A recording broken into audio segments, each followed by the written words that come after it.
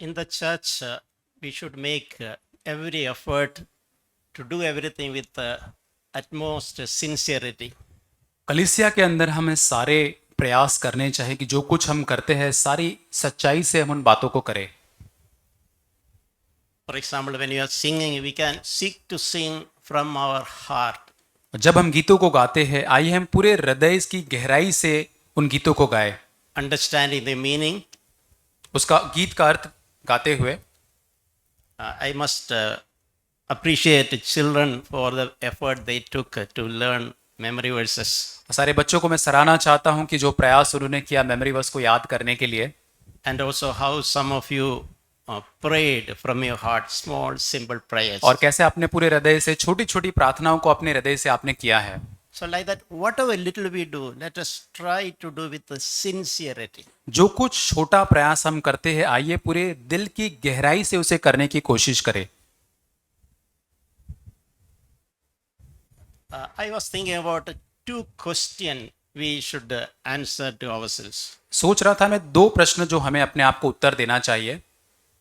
One is, why do you say that I am a Christian or I am a disciple of Jesus? और आप क्यों कहते कि आप एक मसीह के शिष्य हैं या आप एक मसीही हैं या यीशु के शिष्य हैं?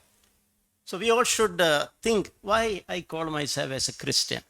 हम सभी को सोचना चाहिए कि क्यों मैं सोचता हूं कि मैं एक मसीही व्यक्ति हूं, Why I call myself, I claim I am a disciple of Jesus. Why?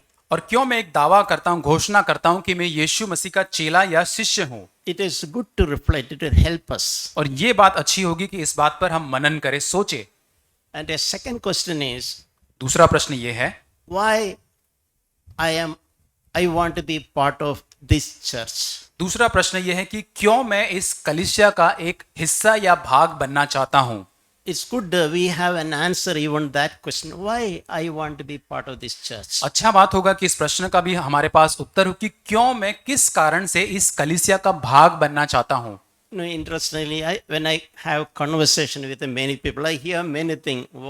Why they are looking for a church. और कई बार मैं लोगों से बात करता हूं, बातचीत के दौरान मुझे पता चलता है कि वो क्यों एक कलीसिया की खोज कर रहे या ढूंढ रहे हैं। I heard people who are concerned about what will happen if I die, someone should bury me, and that is a reason to be part of a church. कई लोगों को ये चिंता होती है कि यदि मैं मर जाऊं तो मुझे कहाँ गाड़ा जाएगा। उस चिंता के कारण से वो कलीसिया को ढूंढने लग जाते हैं। I am sure none of us have such a thinking. और मैं ये आशा करता हूँ आप में से किसी का, हम में से किसी के ऐसे विचार नहीं है।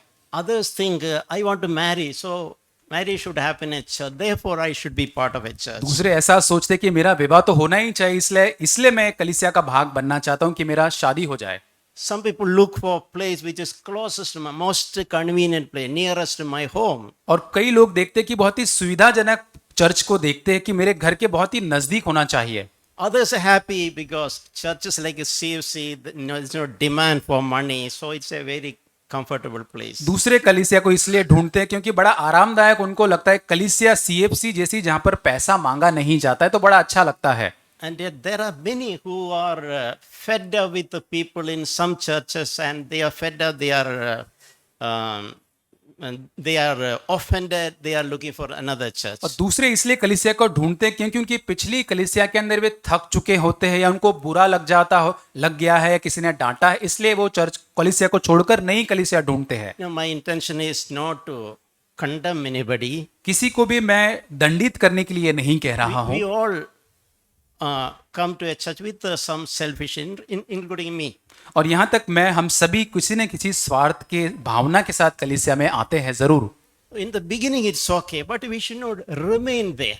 आरंभ के समय में ऐसा यदि है तो ठीक है, लेकिन ऐसा हमेशा बना नहीं रहना चाहिए। Even the prodigal son wanted to go back to his home, to father's house, because he was hungry. और जो उड़ाऊ पुत्र था पिता के घर पर इसलिए जाना चाहता था क्योंकि उसको भूख लगी थी, भूखा था वो, And father accepted him. और पिता ने उसको ग्रहण किया। So God will accept us even with we are coming when with some selfish interest. और यहाँ तक कि हम स्वार्थ के इच्छा के साथ भी परमेश्वर के पास आते भी हो तब भी परमेश्वर को ग्रहण करेगा। I have meditated what would be the life of that prodigal son after he was accepted again. मैं सोच रहा था, मनन कर रहा था कि उड़ाऊ पुत्र का जीवन उसके बाद कैसा रहा होगा, जिसके उसको अपनाया गया, उसके बाद उसका जीवन कैसा रहा होगा। And this what I felt. He was not the same old son. मैं ये सोच रहा था कि वो पूरी तरह से जैसे पहले का जैसा बेटा था वैसा अब नहीं रहा होगा। He now valued the father's home. He valued father. He valued his brother. और यहाँ पर अब वो अपने पिता को और पिता का जो भवन या घर है, उसके भाई जो है, उसका अब वो अधिक मूल्य करता है। So he was a changed person. अब वो एक बदला हुआ व्यक्ति है। I wish to share some thoughts from beginning with Psalm 84. और मैं कुछ विचारों को बांटना चाहता हूं भजन संहिता उसका 84 अध्याय। This psalm is mainly on how we delight in the house of God. और ये भजन खासकर इसलिए लिखा गया कि कैसे हम परमेश्वर के भवन में आनंद उठा सकते, आनंदित हो सकते हैं। I have value, I am excited about the house of God. और प्रभु परमेश्वर के भवन के बहुत ही उत्साह से मैं भर जाता हूं, उसका बहुत अधिक मैं मूल्य करता हूं। So that's a good spirit. Are we excited to come to church? और ये बहुत ही एक अच्छी आत्मा है। क्या हम बड़े उत्साह या आनंद से भर जाते हैं कलीसिया में आने के लिए? Or we come when it's convenient to us? और ये इसलिए हम कलीसिया में आते हैं कि हमारे लिए बहुत ही सुविधाजनक हो जाता है, इसलिए When we have nothing else to do. और हमारे पास और करने के लिए कुछ नहीं है। So happened that this happened to be a free weekend. और हो सकता है रविवार है, इसलिए हमारे पास फ्री खाली समय है। But we'll see how this psalmist thoughts about the house of God. लेकिन यहाँ पर भजन लिखने वाला परमेश्वर के भवन के बारे में कैसे विचार को रखता है। We have a good parallel when we think our thoughts and attitudes towards church and towards fellowship. और जब हम कलीसिया के प्रति, संगति के प्रति भी इस प्रकार से अपने विचारों की तुलना करके देख सकते हैं। So in verse 1 of Psalm 84 we read, उसके एक वचन में हम इस प्रकार पढ़ते हैं, how lovely are your dwelling places, O God. हे परमेश्वर तेरे निवास क्या ही प्रिय है। And in the second verse saying, my soul longed and even yearned for the courts of the Lord. दूसरा वचन, मेरा प्राण परमेश्वर के आंगनों की अभिलाषा करते करते मूर्छित हो चला। My heart and my flesh sing for joy in the living God. मेरा तन मन दोनों जीवते परमेश्वर को पुकार रहे हैं। So we can understand how this psalmist is so excited, so delighted to be part of, to visit and to be in the God's temple. इस वचन से हम समझ सकते हैं कि भजन लिखने वाला कितना ज्यादा उत्साह से, आतुरता या एक रोमांच से भर गया है परमेश्वर के भवन में जाने के लिए। So we should all motivated by our love for the Lord. और इसलिए हमें हमारा परमेश्वर के प्रति जो प्रेम है उससे हमें प्रोत्साहित या प्रेरित होना चाहिए। Church should not be part of a religion or a routine superficial thing. कलीसिया कोई बहुत ही एक धार्मिक कार्य करने का या रीति रिवाज करने का कोई ऐसा काम नहीं होना चाहिए। There should be a longing and a desire और एक इच्छा, एक बहुत ही आतुरता होनी चाहिए to glorify God and able to worship Him. परमेश्वर को महिमा देने के लिए, उसकी आराधना करने के लिए। And in our heart, more than anything else, we give first place to Jesus in our और life. हमारे हृदय में किसी भी चीज से बढ़कर हम यीशु मसीह को सबसे अधिक ऊंचा स्थान देते हैं। In verse 3, there's an interesting way this psalm is presenting. तीसरे वचन में बहुत ही एक दिलचस्प रीत से ये आगे बताता है।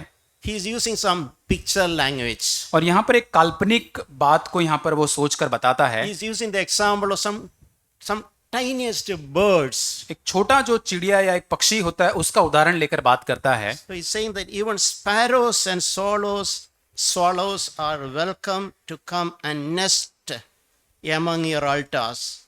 और हे परमेश्वर मेरे राजा, तेरी वेदियों में गोरैया ने अपना बसेरा बनाया, घोंसला बना लिया है। So this psalm is picturing even the tiniest thing, tiny, we can birds, even they find a delight to be in the house of God. और इंग्लिश में जैसा लिखा है कि छोटे से छोटा पक्षी भी जो होता है वो परमेश्वर के भवन के अंदर आनंद को ढूंढ लेता है।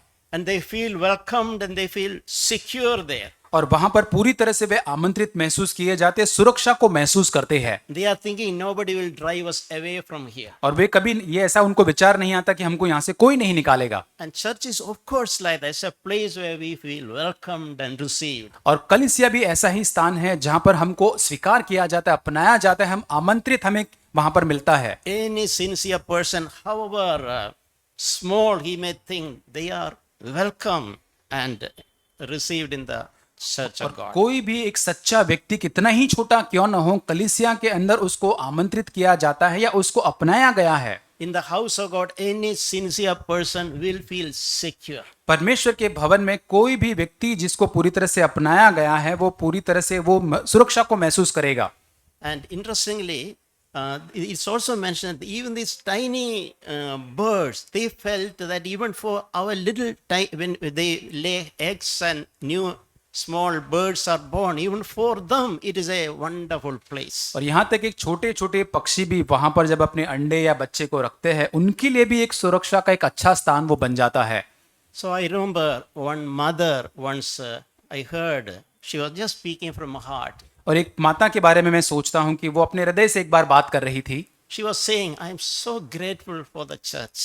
और वो बता रही थी कि मैं इतना धन्यवादी हूँ कलीसिया के लिए, This is the best place for my children. मेरे बच्चों के लिए सबसे बेस्ट सर्वोत्तम जगह ये है। They learn sincerity, they learn godliness, वे बहुत ही सच्चाई को, ईश्वरीयता को यहाँ पे सीखते हैं they will be protected from this evil world. और इस संसार, जो बुरा संसार है, उससे बचाए जाते हैं। I'm so happy my children are growing up in the church. और मैं इतनी आनंदित हूँ कि मेरे बच्चे कलीसिया में बढ़ रहे हैं। Just like those birds thought about their young birds, which are born in their nests. और जैसे वो छोटे छोटे पक्षियों ने भी अपने बच्चों के बारे में सोचा जो घोंसले के अंदर बढ़ रहे थे कि वे सुरक्षित वहां पर है। So think about us. What is our thoughts about our children? सोच के देखे अपने बच्चों के बारे में हम क्या विचार को रखते हैं। Do we care for our children? क्या हमारे बच्चों के बारे में हम ख्याल या चिंता रखते हैं? Do we think church is a best place for our children? क्या हम ये सोचते हैं कि कलीसिया हमारे बच्चों के लिए सबसे बेस्ट सर्वोत्तम जगह है? And in that way are we encouraging our children? और क्या उसी रीति से हम अपने बच्चों को प्रोत्साहित कर रहे हैं?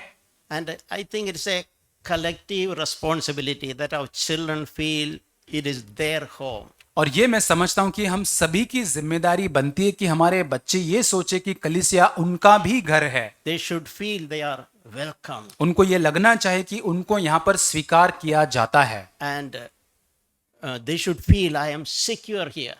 उनको ये लगना चाहिए, महसूस होना चाहिए कि मैं यहाँ पर पूरी रीति से सुरक्षित हूँ। And they should feel excited to be part of the church. और उनको ये लगना चाहिए कलीसिया का भाग या उसमें आने के लिए बड़ा एक्साइटमेंट, उत्साह उनमें होना So we चाहिए। all should have thoughts about children just like Jesus thought about children. और उसी प्रकार जैसे यीशु बच्चों के लिए संदर्भ में विचार को रखता था, हम भी वैसे ही विचारों को रखें। You know, even when disciples tried to prevent the children, what business you have to do? This is a place for big people. That is what even the disciples of Jesus और एक thought. बार जब बच्चे यीशु मसीह के पास आने लगे, शिष्य उनको रोकते और कहते हैं कि इन बच्चे को यहाँ पर मत आने दो क्योंकि ये तो बड़े लोगों का काम है या उनके बारे में, बच्चों का नहीं है। But Jesus rebuked the disciples and said, "Let children come." लेकिन यीशु मसीह शिष्यों को डांटता और कहता है कि बच्चों को मेरे पास आने दो। So children, you should be very happy to know that Jesus gave preference to children over those grown-ups.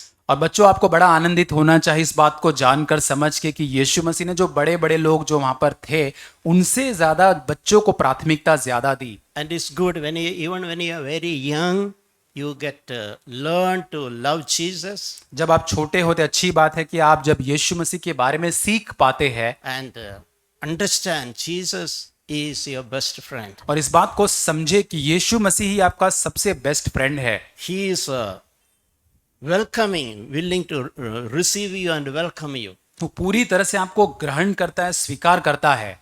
Even if some of you are a little naughty and super active or a little disobedient, the Lord will welcome every one of you. और यहाँ तक कि आप थोड़े मस्ती करने वाले होंगे या अनाज्ञाकारी बच्चे होंगे, ऐसे कुछ गड़बड़ी करने वाले होंगे, लेकिन फिर भी परमेश्वर आपको अपनाता है। So one thing Jesus always did, he received people as they are first. यीशु मसीह के बारे में एक बात बड़ी अच्छी थी कि जैसे लोग थे वैसे ही उसने उनको ग्रहण किया या अपनाया, Including children, whatever their past life, और बच्चों के साथ भी, यहाँ तक वो लोगों का कोई भी अतीत रहा हो, they were received and welcomed first. उनको पहले अपनाया गया, उनको स्वीकार किया गया। Just like that father received that prodigal son. जैसे वो पिता अपने उड़ाव पुत्र को पूरी तरह से अपनाता है, He was embraced, he was given a wash, he was given new clothes, there was a feast at home. और यहाँ तक उसको वो गले लगाता है, उसको नए कपड़े देता है, उसके लिए बड़े उत्सव को घर में करता है। So once we receive children and receive others, then only we can help them to change. और जब हम बच्चों को पहले अपनाएंगे, उनको स्वीकार करेंगे, उसके बाद ही हम उनको बदल पाएंगे। So as a parents, it's good. What are we really interested in our children? माता पिता के रूप में हमको अपने आप को जांचना है कि माता पिता के रूप में किस बात में अपने बच्चों के लिए हम रुचि रखते हैं। Are we interested in their character development and in their godliness? और क्या हम उसके चरित्र के निर्माण के अंदर या उनके ईश्वरीय भय में बढ़ने के बारे में ज्यादा रुचि रखते हैं अपने बच्चों के संबंध में? Are we interested in their genuine spiritual progress? और क्या एक वास्तविक सच्चा आत्मिक उन्नति हो, इसमें हम उनकी रुचि रखते हैं बच्चों के संबंध में?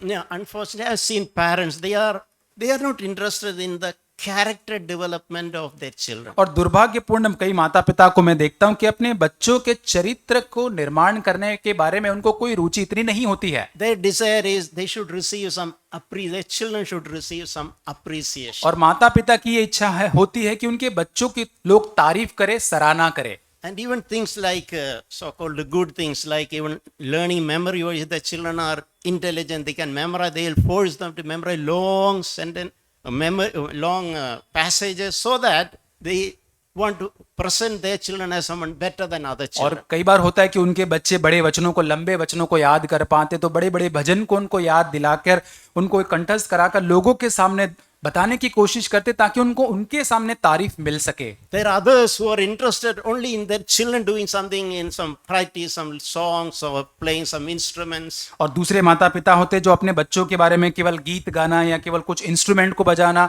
उसी के अंदर उनकी रुचि रहती है, Instead of being more genuinely concerned about the character development. इसके बजाय कि पूरी रीति से ये ख्याल करते हुए कि उनका चरित्र का निर्माण बहुत ही महत्वपूर्ण है। I remember in a church when one new family came, मुझे याद आता है कलीसिया के अंदर एक नया परिवार आता है, their children were exceptionally good. They were skilled and trained in music and singing. और वो जो बच्चे जो थे बहुत ही पूरी तरह से उनके अंदर स्किल था, टैलेंट था, गाना गाने के लिए, बजाने के लिए पूरी तरह से। And in the skill, singing and their ability in using instruments, they were the best in that church. और क्योंकि उनको गाना बजाना आता था, इसके लिए कलीसिया के अंदर सबसे अच्छे बच्चे वो थे। But the leaders in that church waited, gave them some time, waited. They did not hurry and gave them some roles and positions. और वो कलीसिया के अंदर जो अगुवे थे, उन्होंने वहां पे तुरंत ही उन बच्चों को वहां पर कोई काम नहीं दिया, उन्होंने वहां पर इंतजार किया कुछ समय के लिए, उसके बाद उनको शायद वो समय देते। And that parents were thoroughly offended. और वहां पर माता पिता को पूरी रीति से उस बात का बुरा लग गया। Our children are the best trained and best in singing, but they are not given a chance now. वे सोचने लगे माता पिता कि हमारे बच्चे सर्वोत्तम कुशलता को रखते हैं गाना बजाने के लिए, गीत गाने के लिए, लेकिन उनको समय या मौका नहीं दिया जा रहा है कलीसिया में। And they left the church. They went to another church. और इस कारण से वो कलीसिया को छोड़कर दूसरे कलीसिया में चले Only for गए। that reason.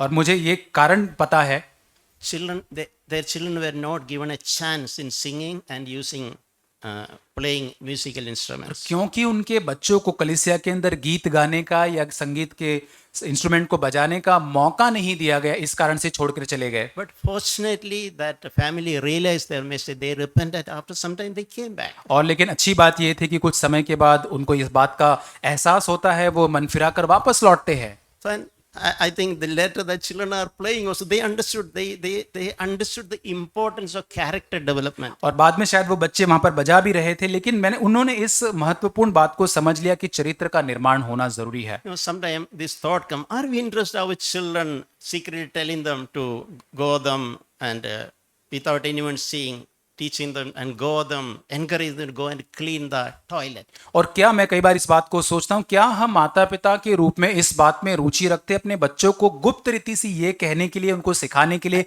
कि जाकर किसी को न दिखते हुए उस टॉयलेट को जाकर, शौचालय को जाकर आप साफ करें, ऐसा कभी सिखाया है? Such thing will help them. Are we really interested in the character? और क्या हमारे बच्चों के इस प्रकार के चरित्र निर्माण में कभी हमने रुचि दिखाई है? We'll move on. हम आगे बढ़ते हैं। In verse 6, Psalm 84, verse 6, उसके 6 वचन के अंदर we read here, when we walk through the valley of weeping, it will become a place of blessing. वे रोने की तराई में जाते हुए उसको सोतों का स्थान बना देते हैं। So what does it mean? उसका मतलब क्या होता है? Meaning, for God's people, there can be time of weeping. परमेश्वर के लोगों के लिए एक रोने का समय भी हो सकता है। A valley of weeping. That is what is written यहाँ there. पे जैसे लिखा है कि एक रोने की तराई हो सकती है। We cannot say, assume that we are children of God, everything go perfectly well. We are not facing any problem at all. हम कभी ये नहीं कह सकते परमेश्वर के संतान होने के कारण हमारे जीवन के अंदर सब कुछ सही चल रहा है, कोई समस्या का स्थान कोई नहीं है, ऐसा नहीं कह So सकते। with all sincerity, when we are part of a good church, still it is possible. It is not possible. I have passed through period of valley of weeping.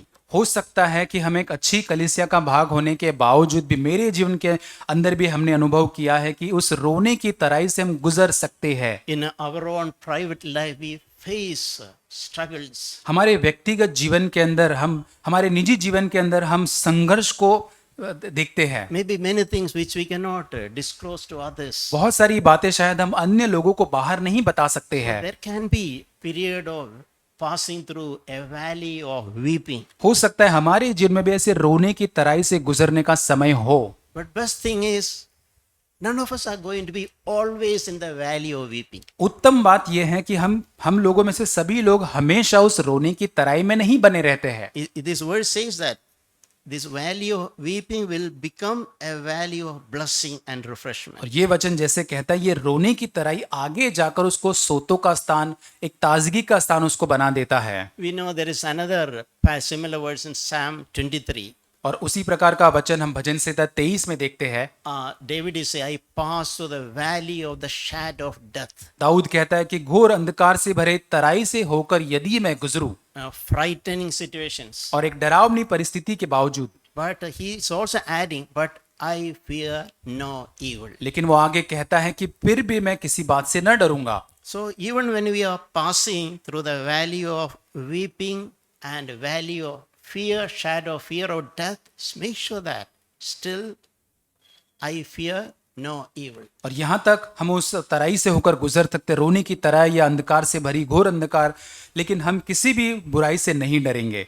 I may have to wait for a period, but this valley of weeping will turn to a valley of blessing. हो सकता है मुझे और अधिक इंतजार करना पड़ सकता है, लेकिन ये रोने की तराई मेरे लिए एक सोतों का स्थान बन जाएगा। You know, Word of God says that for if those who love God, everything will work together for good. परमेश्वर का वचन कहता है जो परमेश्वर से प्रेम करते हैं उनके लिए सब बातें मिलाकर भलाई ही को उत्पन्न करता है। Everything means everything. हर बातें, इसका मतलब हर चीजें। Even the adverse, undesirable, painful situations also God can turn out to be for our good. और यहाँ तक ऐसी जो हमें ठीक नहीं लगती है या कठिन परिस्थितियां है, ऐसी दर्दनाक हालातों को भी परमेश्वर हमारी भलाई के लिए बदल सकता है। That good can be even God doing a work inside me, breaking me, taking out my pride. और ये भला काम परमेश्वर मुझको तोड़ने के द्वारा, मेरे अंदर से घमंड को दूर करने के द्वारा, And I become more meek and I learn to trust God. और मैं और अधिक नम्र बन जाता हूँ और परमेश्वर पर और अधिक भरोसा करता हूँ। See, very often God breaks us, our self-will and our pride. God breaks us by allowing us to pass through the valley of weeping. और कई बार उस रोने की तराई से हमको परमेश्वर गुजरते हुए, लेकर जाते हुए, कई बार हमारी खुद की इच्छा और हमारे घमंड को परमेश्वर तोड़ता है। But God's way is eventually, gradually turning that valley of weeping into a valley of blessing. लेकिन परमेश्वर खास करके एक ऐसी उसकी इच्छा यही होती है कि उस रोने की तराई को हमारी भलाई में बदल दे। Now another psalm, there is a verse which says that people verse that is in Psalm 30:11. और वो एक वचन है जो भजन संहिता 30:11 में पाया जाता है। It reads that you have turned for me my mourning into dancing. तूने मेरे विलाप को नृत्य में बदल डाला है। See, someone who is mourning, who has every reason to mourn and weep and cry. हर कोई व्यक्ति यदि विलाप कर रहा है तो उसके पास हर कारण होता है उस दुख में रोने का, विलाप करने का। That very reason God eventually turned into an opportunity for dancing. और उसी विलाप के कारण को परमेश्वर पूरी तरह से नृत्य में बदल के धन्यवाद में बदल देगा। So we trust in the living God who can turn my mourning into a dancing. और हम ऐसे जीवित परमेश्वर में विश्वास या भरोसा करते हैं जो हमारे विलाप को नृत्य में बदल देता है। And it's also says, you have loosed my sackcloth and girded me with a gladness. और आगे कहता है मेरा टाट उतार कर मेरी कमर में आनंद का पटुका बांधा है। That sorrows and regrets and self-pity, everything is taken and instead it is replaced with gladness and joy. और अब वो दुख जो है, पछतावा है या वो सारी चीजें जो है उसको पूरी तरह से दूर कर कर अब मुझे आनंद से भर दिया गया है। We can also turn to holding where we are. We can turn to Psalm 126. और उसी साथ हम भजन संहिता 126 में हम जाएंगे। There verse 1 read, when the Lord brought back the captive ones of Zion, we were like those who dreamed. एक वचन, जब परमेश्वर सियोन में लौटने वालों को लौटा ले आया तब हम स्वप्न देखने वाले से हो गए। Sometime I meditated this verse. कई बार इस वचन पर मैंने मनन किया। Suppose we are earnestly praying for someone. सोच के देखिए कि आप बहुत ही इच्छा या सच्चाई के साथ किसी व्यक्ति के लिए प्रार्थना कर रहे हैं। It may be our spouse, हमारे साथी के लिए हो सकता है, husband or wife. पति पत्नी के संबंध में हो सकता है, It may be our children. हमारे बच्चे हो सकते हैं, Some may be, as I mentioned there, they were captives. और हो सकता है जैसे यहाँ पे लिखा है कि वे बंदी हो सकते हैं, They are not free. वे आजाद नहीं है। And what is this? So once suddenly the Lord set them free. अचानक से परमेश्वर उनको आजाद कर देता है। And to such an extent that they can't even, is it reality or I am just dreaming? और इतना उनको वो उसको आश्चर्य लगता है, ऐसा लगता है कि वास्तविकता में शायद वे स्वप्न देख रहे इस बात को। So the encouragement there is God can set some captives free to such an extent. We find it so hard to believe this person is changed like this. परमेश्वर इस प्रकार का कार्य कर सकता है, उस व्यक्ति को इस प्रकार से उस कैद में से आजाद कर सकता है कि हमारे लिए बहुत ही कठिन हो जाएगा इस बात पर विश्वास या भरोसा करना कि वो आजाद हो चुका है। Has it really happened? क्या हमारे साथ ऐसा हुआ है? Or I'm just dreaming? और क्या मेरे साथ ऐसा कभी हुआ या मैं सपने देख रहा हूँ? Yeah, God can do such an amazing work in our lives. ऐसा अद्भुत कार्य परमेश्वर हमारे जीवन में कर सकता है। With God, nothing is impossible. परमेश्वर के साथ कोई भी काम असंभव नहीं है। There is no soul under the sun whom God cannot transform and change. और सूर्य के नीचे इस पृथ्वी के ऊपर ऐसा कोई भी प्राणी या व्यक्ति नहीं है जिसे परमेश्वर कभी बदल ना सके। God may do something in our midst. We ourselves find it hard. कई बार परमेश्वर ऐसे कार्य को हमारे जीवन में करेगा या हम कभी उसको, हमें भी वो बहुत ही कठिन लगेगा उसको देखकर। And as a result, Psalm 126 verse 2 says that my mouth is now filled with laughter and my tongue with the joyful shouting. और 2 वचन में इस कारण से वो कहता है तब हम आनंद से हंसने लगे और जय जयकार करने लगे। Lord has done great things, so we are glad. और परमेश्वर इनके साथ बड़े बड़े काम किए हैं, इसके कारण हम आनंदित हैं। And even other people are saying, oh, Lord has done great things for them. और अन्य लोग भी कहते हैं कि परमेश्वर ने इनके साथ बड़े बड़े काम किए हैं। So when we look at the things in a spirit of faith, we will not feel discouraged. जब हम विश्वास की आत्मा में होकर चीजों को देखते हैं तब हम निराश नहीं होंगे। And we will not live in a spirit of depression. और इस कारण से हम निराशा की आत्मा में जीवन नहीं जिएंगे। Because the Lord is continuing to encourage us and giving us hope. क्योंकि निरंतर परमेश्वर हमको आशा देता है और हमें प्रोत्साहन देता है। We can come back to Psalm 84. भजन संहिता 84 में लौटेंगे, Verse 10. उसका 10 वचन। It's a beautiful verse. बहुत ही सुंदर वचन ये है।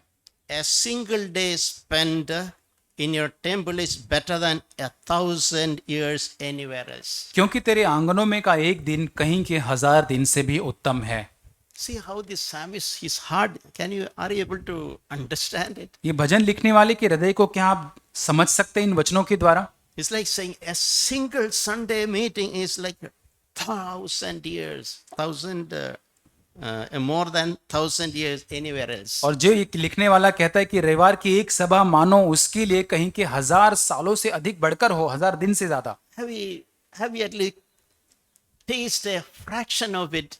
और क्या इस अनुभव का छोटा सा अंश भी कभी हमने अनुभव किया है? Valuing and enjoying and delight and being grateful for the time we spend before God. और जो समय हम परमेश्वर के साथ संगति में बिताते हैं उसका मूल्य करते हुए, उसका महत्व समझते हुए क्या हमने कभी ऐसा इसका अनुभव किया है? And he is continuing to say, I would rather be a doorman of the temple of God than live in the palaces of wickedness. और आगे कहता है कि दुष्टों के डेरों में वास करने से अपने परमेश्वर की भवन की डेवड़ी पर खड़ा रहना ही मुझे अधिक भावता है। No, doorman means, like a watchman.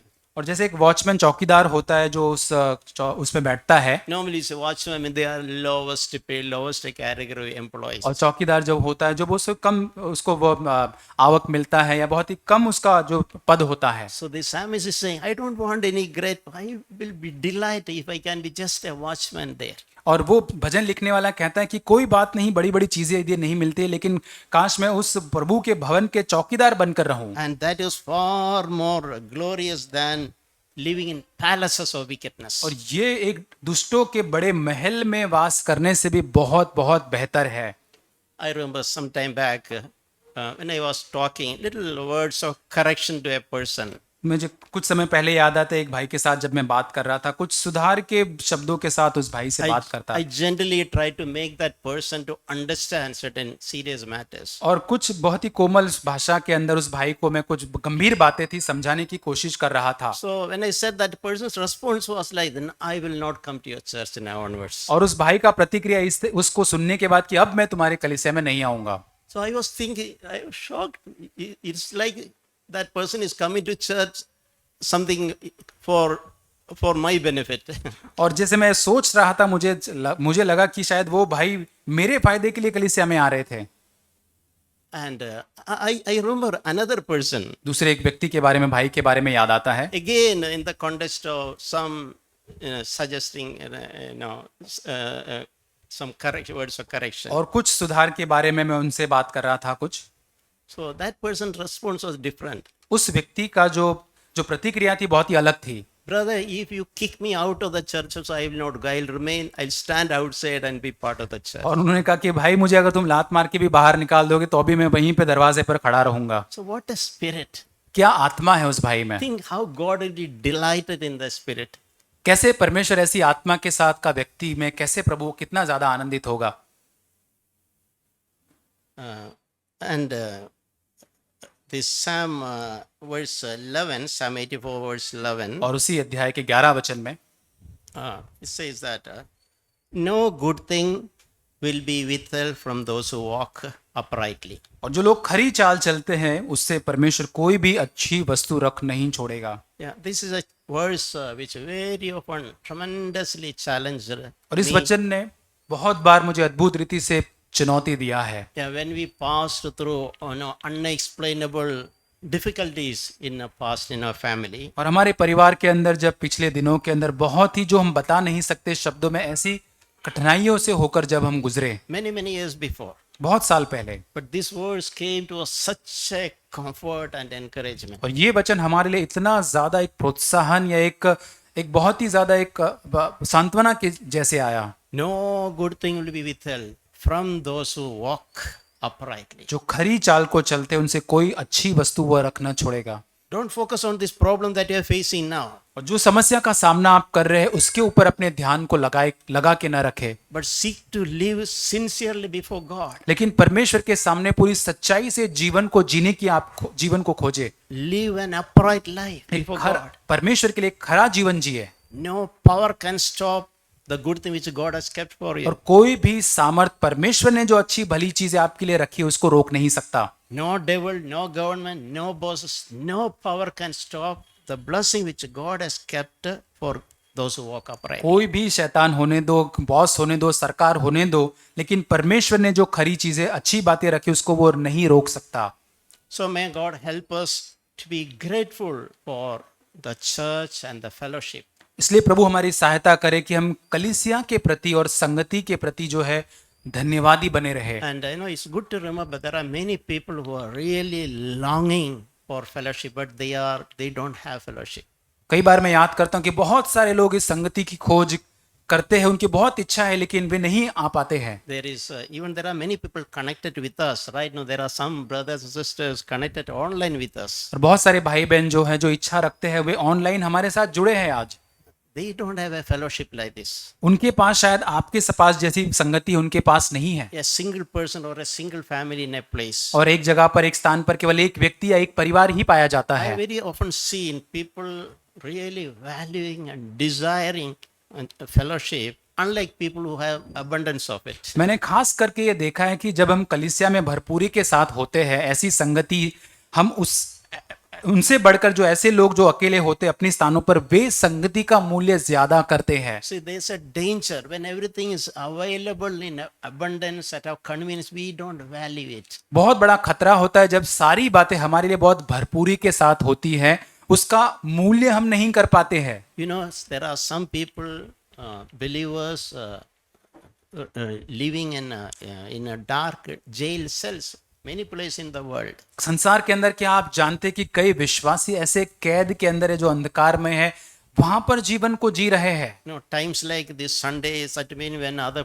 people, their thought, heart may be really longing for be part of a fellowship. और रविवार के समय, ऐसी संगति के समय, ऐसे लोग जो बंदी गृह में, उनका हृदय पूरी तरह से इच्छा रखता है कि काश मैं उस संगति में जा पाऊं। It's like David saying, if I were a bird, I would have flown and gone. और दाऊद कहता है कि यदि मैं पक्षी होता तो उड़कर वहां पर चले जाता। That desire, but I'm in a jail cell. I am not able to go. लेकिन अब मैं इस बंदी गृह के अंदर हूं, मैं बंधा हुआ, मैं नहीं जा पाता हूं। It is very important that we nurture gratitude for the fellowship and the church. और बहुत ही महत्वपूर्ण है कि हम कलीसिया के प्रति और संगति जो हमें मिली है उसके प्रति हम धन्यवादी होने का मन रखें। Psalm 100, भजन संहिता उसका 100 अध्याय verse 2. वचन 2। Serve the Lord with a gladness, come before him with a joyful singing. आनंद से परमेश्वर की आराधना करो, जय जयकार के साथ उसके सम्मुख आओ। So if you can read and meditate, we can see how normally I go for a Sunday meeting. इस बात पर मनन करके सोचे कि कलीसिया जो रविवार की हमारी सभा होती है, हम कैसे इसमें जाते हैं। In a very lazy, irresponsible way, is that how we go? और बहुत ही आलस के साथ या बहुत ही गैर जिम्मेदारी के भावना के साथ हम जाते हैं। I see, but believers on the other, they plan the previous, they sleep the earlier day, they wake up morning and they pray and they pray for the blessing of the meeting. Go like that. और मैं ऐसे विश्वासी को जानता हूं जो पूरी तरह से योजना बनाते, रविवार के पहले शनिवार की रात को जल्दी सोते, जल्दी उठते हैं, प्रार्थना करते और फिर कलीसिया की आशीष के लिए और फिर सभा में आते हैं। So what we read here is true to them. They serve the Lord with a gladness and they come before him with a joyful singing. और यहाँ पर जो वे परमेश्वर के सामने आराधना करते हुए, आनंद करते हुए, जय जयकार करते हुए उसके सन्मुख आते हैं। That verse 4 also, enter the gates with a thanksgiving and his courts with praise. 4 वचन, उसके फाटकों में धन्यवाद और उसके आंगनों में स्तुति करते हुए प्रवेश करो। You know, in the Old Testament time, पुराने नियम के समय में when children of Israel did not serve God with joy, जब इस्राएली लोग जो थे परमेश्वर के सेवा उन्होंने आनंद के साथ जब नहीं किया and gladness in their heart, और उनके हृदय में धन्यवाद नहीं था, and Lord observed their heart. परमेश्वर ने उनके हृदय को देखा। They were coming in a ritual way, they were attending the meetings and all. और एक रीति रिवाज के परंपरा के रूप में वो सभा में या बलिदान में भाग ले रहे आ रहे हैं। Because Lord knows our heart. परमेश्वर हमारे हृदय को जानता है। We found these people are not really joyful in serving me. परमेश्वर देखता है कि ये आनंद के साथ परमेश्वर की सेवा नहीं कर रहा है ये There व्यक्ति। is no gladness and excitement in their heart उनके हृदय में एक आनंद नहीं है, एक उत्साह नहीं है प्रभु की सेवा करने के लिए। for the abundance of things the Lord has blessed with. और क्योंकि परमेश्वर ने इतना भरपूरी से इनको आशीषित किया है, And that was one reason they were sent as captives to other enemies. और इस कारण से ही परमेश्वर ने उनको अन्य जो शत्रु थे उनके हाथों में बंदी बना के उनको सौंप दिया। when Jesus was young, 12 years old, और जब हम जानते यीशु मसीह जब जवान 12 साल के थे, and they were returning from Jerusalem, यरूशलेम से जब वे लौट रहे थे, parents of Jesus missed him. और जो यीशु के माता पिता ने शायद वो मिस कर दिया, खो दिया। After 3 days, they searched for him and found him. 3 दिन के बाद उसको ढूंढते यीशु मसीह को, और उसको ढूंढ लेते हैं। Where was he? वो कहाँ पर था यीशु He Masih? was in the house of God. यीशु मसीह परमेश्वर के भवन में था। He was engaged in some serious discussion and clearing doubts. और कुछ चर्चा या बातचीत वो कुछ गंभीर बातों की कर रहा था, अपने जो सारे संदेह को क्लियर कर रहा था। And he's saying something is fine. Did you not know that I am supposed to be in my father's house? और वो आगे माता पिता को कहता है कि क्या आप नहीं जानते हैं कि आप मुझे मेरे पिता के व्यवसाय या उसके काम में होना चाहिए। Yeah, may God really help us to be in our father's house. प्रभु हमारी सहायता करे कि हम हमारे पिता के भवन में पाए जाए। Really learn to delight in the presence of God and God's people. और प्रभु की उपस्थिति में परमेश्वर के लोगों के साथ सच में हम आनंद मानना सीख सके। Amen. आमीन।